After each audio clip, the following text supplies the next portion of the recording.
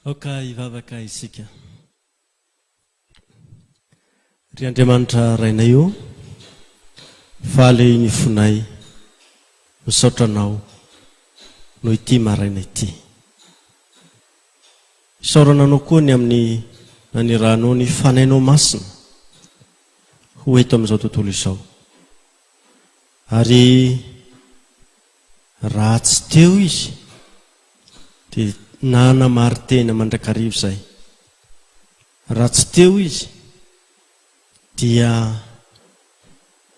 tsy mba hainay nandray ny fahasoavany izay nomeny Jesosy anay, fahasoavany famonjeny Jesosy.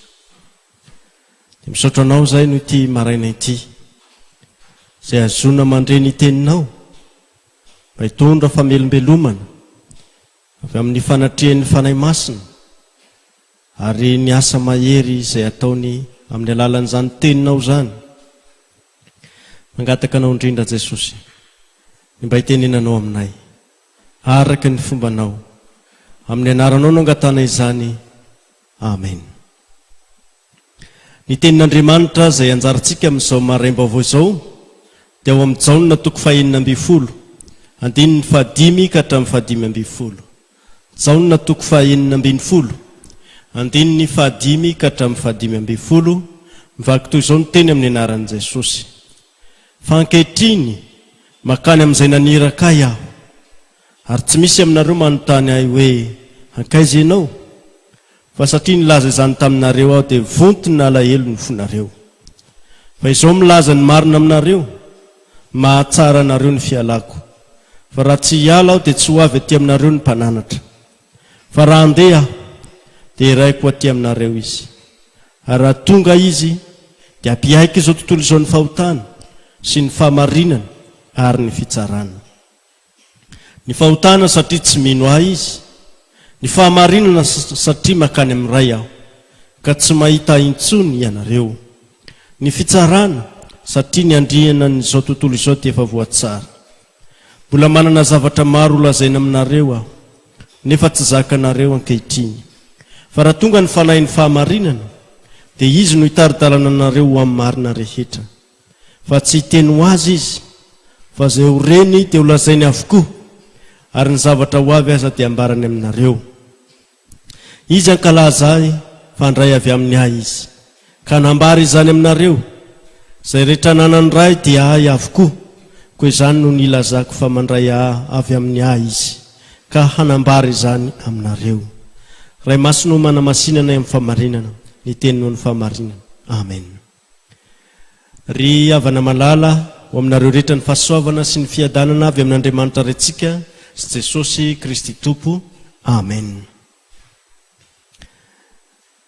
Miarabantsika natratra ity zoma maraina ity, zoma 5 Mei taona 2020. Ny andininy 7 no ifitoran'izao toritenitsika androany izao, manao hoe mahatsara anareo ny fialako, fa raha tsy hiala aho dia tsy ho avy aty aminareo ny mpananatra. Jesosy no milaza fa mahatsara ny mpianatra ny fialany. Inona no mahatsara izany fialany Jesosy izany? Dia valiany tenin'Andriamanitra ihany hoe raha tsy izany dia tsy ho avy ny mpananatra. Ka dia miantoka ny fiavian'ny mpananatra na ny fanahy masina izany ny fialany Jesosy eto amin'izao tontolo izao. Inona indray ary no tsy maintsy nilana ny fiavian'ny fanahy masina? Satria Andriamanitra raisy zanaka ary fanahy masina no manatanteraka ny famonjena antsika. Ny ray no nanomana ny famonjena ao amin'i Jesosy zanany. Jesosy kosa dia nahavita ny famonjena antsika tao Golgota, ary ny fanahy masina no manohy ny famonjena antsika, izany hoe manatanteraka ny famonjeny Jesosy eo amin'ny fiainantsika.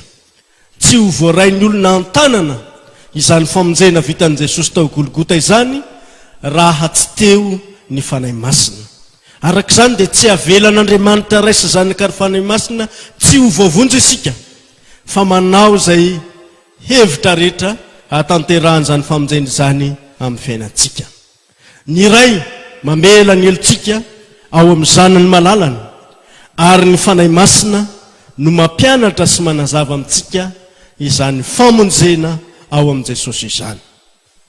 Ahoana ho ny hevitry ny artikola 3 manao hoe mino aho fa tsy ny heriko na ny saiko no aizako mino an Jesosy Kristy tompoko na manatona azy, fa ny fanahy masina no niantso ahy tamin'ny filazantsara sy nanazava ahy tamin'ny fanomezany, ary manamasina sy niazonahy amin'ny finoana marina. Arak'izany dia ny fanahy masina no miantoka ny iazonana antsika ao amin'izany famonjeny Jesosy izany, ary koa mampaharitra antsika mandra-piavy ny andron'i Jesosy Kristy ho avy tsara ny velona sy ny maty. Arak'izay ambaran'ny teksta izay anjarantsika androany, ny fanahy masina izay irahan'ny iray amin'ny anaran'i Jesosy no ampiaiky izao tontolo izao ny fahotana sy ny fahamarinana ary ny fitsarana. Ireo zany no antony tsy maintsy nahatongavany fanahy masina ihany koa. Ny fanahy masina no ampiaiky izao tontolo izao ny fahotana, satria ho faty amin'ny fahotana ny olona izay tsy mino an Jesosy, araka ny Jaona 4:4. Riavana malala, tsy avelan'Andriamanitra ho amin'izany tsy finoana zany isika, satria io tsy finoana io no tena fahotana, ary izany nahajamba ny fon'ny olona, ary mahatonga azy tsy aiky ny fahotana, satria tsy zavatra toy inona aminy zany, kanefa tsarovo riavana. Fa io no nahafaty ny zanak'Andriamanitra teo amin'ny azo fijaliana, ny fahotako sy ny fahotanao.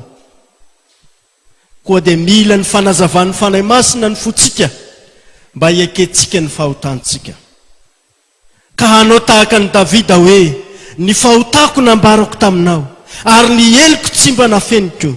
Hoy izaho, hiaiky ny fahadisoako amin'i Jehova, ary ianao dia namela ny heliko ny fahotako.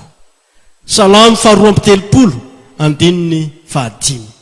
Arak'izany ry havana, zavatra lehibe amin'Andriamanitra ny fiaiken'ny mpanota ny fahotany eo anatrehany, ary itaomany fanahy masina antsika zany mba tsy ho tafandromandry. Izany no mahatongavan'ny fanahy masina aminao. Indro misy tantara kely anankiray ry havana, lohateniny dia ny hoe sary hosodoko n'ilay zanak'adala. Indray andro dia tahanao ny sarin'ny zanak'adala miverina amin'indray ny mpanao sary hosodoko malaza anankiray.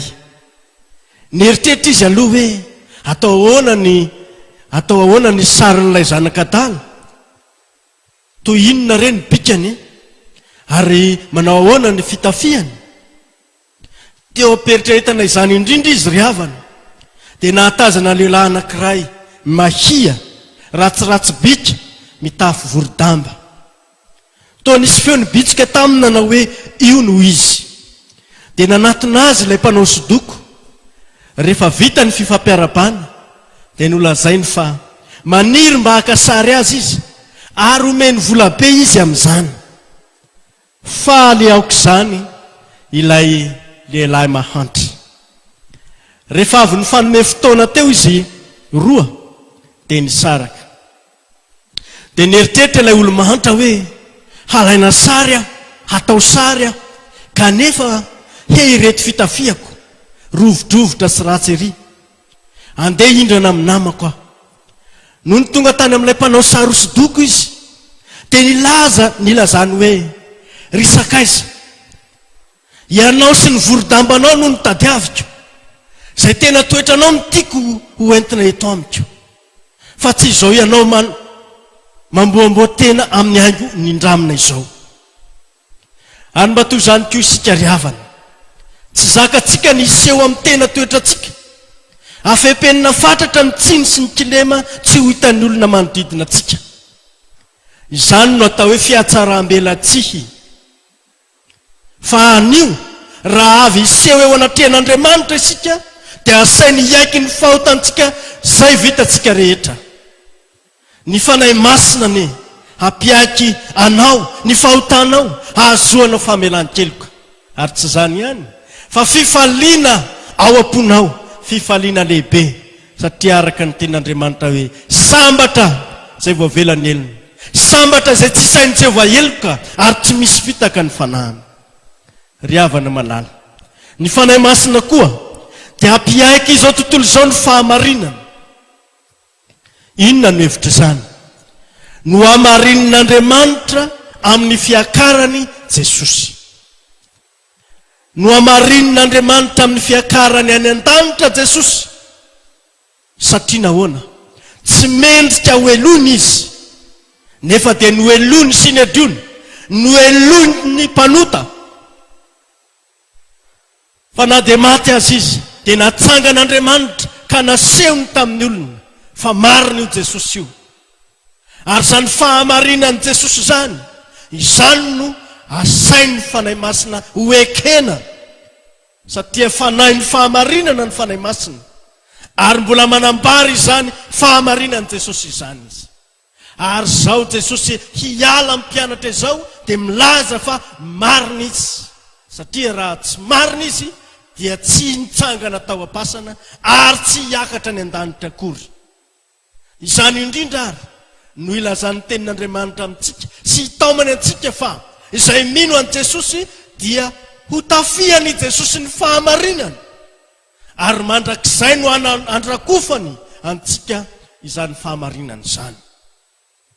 Ry havana malala, miezaka hanamary tena ny olona, miezaka hanao zay meveriny ho mahamarina azy eo anatrehan'Andriamanitra izy. Kanefa moa misy nofo hamarinina eo anatrehan'Andriamanitra va? Na amin'izay ezaka atao, na ny amin'ny fitandremana ny lalàna, na ny amin'izay mety ho fahatsarana eo anivon'ny fiarahamonina? Tsy ary havana, fa samy nefa nanota izy rehetra ho ny tenin'Andriamanitra, ka tsy misy manana ny marina zay ho ambara eo anatrehan'Andriamanitra. Fa amin'ity ity kosa Jesosy hanafy anao ny fahamarinana, ary zany no asan'ny fanahy masina aminao, zany no asan'ny fanahy masina amintsika mandraka ankehitriny. Manaraka izany dia ambarin'ny tenin'Andriamanitra tokoa fa ny fanahy masina dia piaiky izao tontolo izao ny fitsarana, meloka ny andrinany izao tontolo izao, satria nanolotra ny Jesosy hombona sy hovonoana teo amin'ny hazo fijaliana izy. Meloka izy, ary anao ahoana ny fanamelohana azy. Ireo sy ny diona dia niteny taminy hoe avelao ny rano ho aminay sy ny taranakay. Tsy moramora zany teny zany, fa tamin'ny taona 70 tao aorian'i Jesosy Kristy dia noravana, ary tsy nisy tahaka izany ny fahorian'i Jerosalema. Tsy nisy tahaka izany ny fahorian'i Jerosalema, satria meloka eo anatrehan'Andriamanitra izy ireo ny amin'izay nitsarany na namelohany ani Jesosy. Ny devoly ihany koa izay efa resy dia voaheloka raha teo, koa izay mpanaraka azy dia voaheloka ihany koa. Fa izay mino an Jesosy kosa dia voavonjy amin'ny fakapanahy sy ny fahoriana rehetra, ary amin'ny farany dia tsy ho resy eo am-pitsarana, satria Jesosy Kristy no andahatra ho an'izay matoky azy sy mino azy. Ry havana malala, asan'ny fanahy masina ireo, ary tena ilaitsika zany. Ny manaraka ry havana dia inona ny mahatsara izao fialan'i Jesosy izao? Tsy efa voalaza ny tenin'Andriamanitra va fa izao tsy andao anao mihitsy na afoy anao akory? Hebreo 13:15. Izany dia maneho amintsika fa tsy mandao Andriamanitra ary tsy mahafoy izay miaraka amin'izy. Ko nahoana Jesosy no miteny hoe hiala ho any amin'izay naniraka aho, ho ao an-danitra, ho ao amin'Andriamanitra? Move tsy fandao zany. Fa inona no hevitra izany tenin Jesosy izany?